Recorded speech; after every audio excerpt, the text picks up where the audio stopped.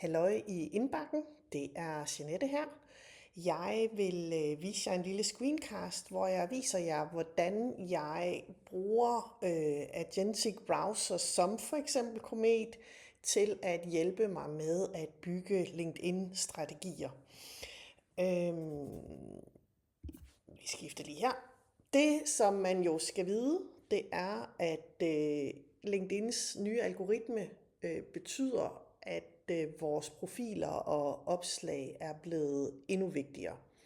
Det jeg sådan lidt kægt har skrevet her, det er, at hvor man tidligere så, at vores opslag de sådan først bevægede sig igennem vores netværk, og derfor var det vigtigt at have store netværk, så er det nu sådan, at vores opslag bevæger sig igennem vores emner. Det var også det, vi forsøgte at skrive lidt om i det seneste nyhedsbrev. Så algoritmen spørger altså nu, hvad er du kendt for, og ikke så meget, hvem kender du, eller hvem kender dig, men mere, hvad er du kendt for, altså dine emner er blevet vigtigere. Så derfor så kommer det her også til at betyde meget mere end før, altså at vi er tydelige i vores niche, at vi er konsistente i vores indhold. Og altså som nogen, der arbejder med indhold, så tænker jeg jo bare hurra, fordi det betyder jo, at der ikke ligefrem bliver mangel på nogen som os, og sikkert heller ikke dig, der lytter med her.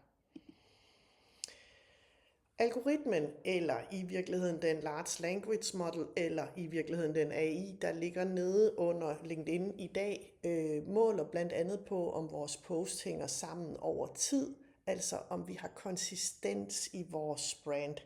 Og igen råber jeg bare hurra, fordi branding har i flere år været noget af det, som Gitte og jeg har haft fokus på i forhold til vores kunder. Og igen, jeg gætter på, at det også er vigtigt for jer, der arbejder derude med de her ting. Så noget af det første, vi prøver at få folk til at sætte ord på, det er at beskrive, hvad det er, man gerne vil være kendt som og for. Og det er virkelig svært. Nu har jeg skrevet dit, men jeg mener selvfølgelig også jeres. Hvis du sidder her som en virksomhed eller organisation, så bytter du selvfølgelig dit ud med vores, jeres, hvilket pronomen du nu foretrækker at bruge. Det vi ofte plejer til at bruge og beskrive de her ting, det er ting som vision og mission og purpose, eller why, hvorfor, eller kernefortælling. Og det er ikke fordi, at jeg vil sige, at de ting ikke er vigtige. Det er de i den overordnede strategi. Der skal vi stadigvæk have de her ting på plads, altså i vores kommunikationsstrategi, eller markedsføringsstrategi, eller virksomhedsstrategi, eller hvor man nu beslutter sig til, at det skal være henne det her. Men for eksempel skyld, så vil jeg gerne have jer til noget, som I kan bruge meget hurtigt. Så jeg vil gerne have, at man vælger 4 emner, som man gerne vil være kendt som og for. Det skal være emner, som er sådan lidt overordnet. Altså man skal ikke sige, at man skal være kendt for sine 4 vigtigste produkter. Vi skal lige i det her tilfælde, i det her sjældne tilfælde, skal vi lige lidt op af abstraktionsstigen. Og jeg har skrevet her, at man skal vælge selv helt håndholdt. Og det er fordi, at Gitte og jeg, vi mener, at inden vi kaster os ud i at bruge AI-værktøjer, så skal vi tænke selv først. Bare lidt. Så paus eventuelt og vælg 4 emner, som du tænker, du gerne vil være kendt som og for.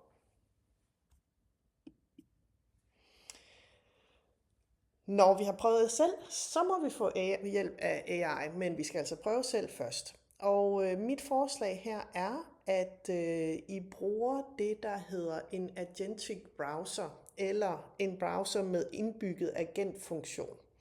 Og jeg foreslår Perplexitys browser Comet.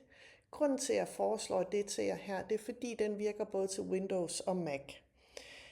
ChatGPT har også en agentic browser, den hedder Atlas, og den kan man lige så vel bruge som Comet. Men Atlas fungerer foreløbig i går, da jeg tjekkede, kun til Mac og altså ikke til Windows. Det er derfor, jeg foreslår Comet. Og hvis der er nogen af jer, der sidder og tænker, hvad er det nu lige en browser er, så er det den, du åbner, når du starter arbejdsdagen. Nej, du starter ikke, du begynder arbejdsdagen, for det er kun motoriserede ting, der starter. Så det er den, du åbner, når du begynder din arbejdsdag. Det er der, hvor du googler ting, hvis du stadig gør det. Det tænker jeg, du gør, for det gør vi nok alle sammen stadigvæk. Det er der, hvor du åbner dine faste faner. Jeg bruger for eksempel Google Chrome til daglig. Jeg har nogle ting i Safari. Jeg har nogle ting i Firefox. Nogle af jer bruger måske andre typer browsers. Det her Comet, det er altså endnu en browser, man kan vælge at bruge. I skal være opmærksom på, når I downloader og åbner, at så bliver I meget hurtigt spurgt, om I vil eksportere jeres nuværende browserhistorik ind i browseren. Det kan I vælge at gøre. Hvis I ikke vil det, så er der nederst nede i venstre side af skærmen en næsten usynlig lille knap, tab, eller hvad vi skal kalde det, hvor der står spring over. Så det skal I lige være opmærksom på. Der er altså en spring over funktion, men man skal lige lede lidt efter den. Godt. Når man så har downloadet sin browser Comet her, så inde i Comet, så åbner man 3x LinkedIn og logger ind på sin LinkedIn-profil. Og så klikker man på assistenten til højre. Lige om lidt, så viser jeg jer det sådan direkte på skærmen. Så kan man stille assistenten spørgsmål til den side, man har åben, altså i øjeblikket jeres LinkedIn-profil. Og det man for eksempel kunne spørge om, det var, hvilke 4 emner, content pillars, kunne denne profil opbygge sit brand på? Og svaret til mig, da jeg gjorde det for nylig, var, de 4 stærkeste content pillars for profilen er efter min vurdering strategisk kommunikation og branding, generativ AI i kommunikation og marketing, digital markedsføring i praksis, relationer, fællesskab og arbejdsliv for kommunikatører. Og det tænker jeg jo i virkeligheden er okay dækkende for de content pillars, jeg gerne vil være kendt som og for. Det næste, når vi har fået formuleret vores content pillars, og jeg skal selvfølgelig nok stadigvæk lige logge ind i browseren om lidt og vise jer det, det er at sætte ord på, hvad det så for nogle værdier, vores indhold skal vise, og hvilken tone of voice skal det have. Og igen synes jeg, og Gitte, at vi skal prøve selv først. Så svar selv først, tag nogle noter på et stykke papir, eller en notesbog, eller hvor I nu plejer at tage noter henne. Hold eventuelt en lille pause, inden du går videre. Så, når I så har gjort det, så kan I så spørge Comet igen. I har stadigvæk logget ind på LinkedIn og jeres egen profil åben. Og så spørger I, hvordan vil du beskrive profilens værdier? Da jeg gjorde det, så sagde den, profilens værdier kan sammenfattes som faglighed og ordentlighed, nysgerrighed og læring, relationer og fællesskab, som autenticitet og humor. Og det tænker jeg, ja, det passer meget godt med det, som Gitte og jeg går og snakker om. Hvordan vil du beskrive profilens tone of voice, spørger Comet, og så siger den, profilens tone er varm, nørdet, faglig, refleksiv og let selvironisk med en tydelig mennesket før mediet klang. Og igen, så tænker jeg, at det er noget, der resonerer meget godt med det, jeg egentlig gerne vil have min tone skal være. Godt, nu går jeg ud og viser jeg det her i Comet. Ja, og nu kan I lige se, at jeg faktisk brugte Google, ikke også, for at se, hvordan pokker er det nu lige, man optager skærmen. Det får I lov at se, fordi sådan er vi jo. Godt. Her er jeg i Comets browseren, og I kan se, at jeg har logget ind på LinkedIn som mig selv. Så gør jeg lige det, at jeg finder min egen profil. Jeg siger vis profil. Og så her oppe i øverste højre hjørne åbner jeg assistent. Og så er det simpelthen her, at jeg spørger, hvilke 4 emner, content pillars, kunne denne profil handle om?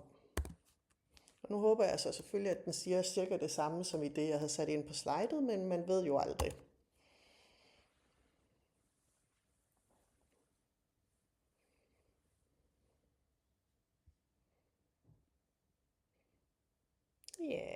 Det minder jo meget godt om noget af det strategisk kommunikation, brandfortælling og kernefortælling, AI, kommunikation og markedsføring, storytelling, content og formidling. Her synes jeg selv, der mangler den lidt blødere, som var den fjerde til sidst. Men der kan man jo ligesom kigge og tænke, kan jeg se mig selv i det her, eller synes jeg, der mangler noget? Eller man kan prøve igen og stille det samme spørgsmål og se, om man får et andet, fordi det der jo er ved de her large language model, det er, at man får aldrig det samme svar hver gang. Det er jo på den måde ikke et leksikon. Nå, altså, man åbner sin profil, man stiller spørgsmål, og så kan I se her, at det vi beskæftiger os med, det er det, man kan se herovre på min profil. Vi kan også se, hvad sker der, hvis vi scroller lidt ned og stiller spørgsmålet. Ændrer det noget?